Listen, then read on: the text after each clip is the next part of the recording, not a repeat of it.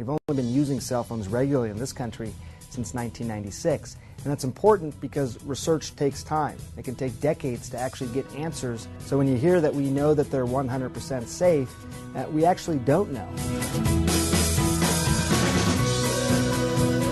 We're talking about something known as non-ionizing radiation. That's different than what comes out of an X-ray machine, for example, which is ionizing radiation. What a lot of scientists will use to describe it, they're saying it sort of causes a heating up of the brain, much like an egg, for example, that's being cooked. So we don't know how long it takes to actually get those effects, but we know people use their cell phones more than ever. We know that they start at a very young age, and some people keep some source of radiation next to their brain all day long. So that's part of the concern as well.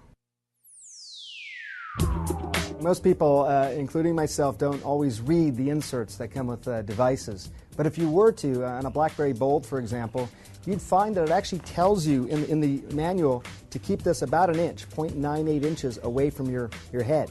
I don't know how many people talk on the phone like this, but that's essentially what they're asking you to do.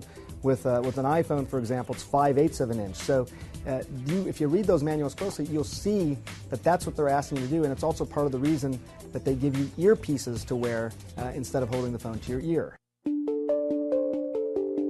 Your phone is not always emitting the same level. In those really tough times when you're really struggling with your phone, which I do all the time, you're in a bad cell area, you're not getting good reception, your phone's actually working harder. It sends signals back and forth to the nearest tower, but if your phone's not working well, it means it's sending more of those signals, more of that energy, and more of that radiation.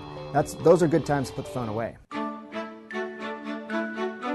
It does appear that children's brains are more vulnerable. Their skulls are just thinner. So when you talk about the radiation, it's easier to get through because of those thin skulls. And also keep in mind, most of us didn't use cell phones until we were already adults. We didn't have this technology as kids. They're going to grow up their entire lives with it. I mean, all the research, all the science is pointing that way. And while we don't know enough yet, you don't want to find out 15, 20 years from now. In fact, there was a cancer link and you didn't do anything about it. Not the solution.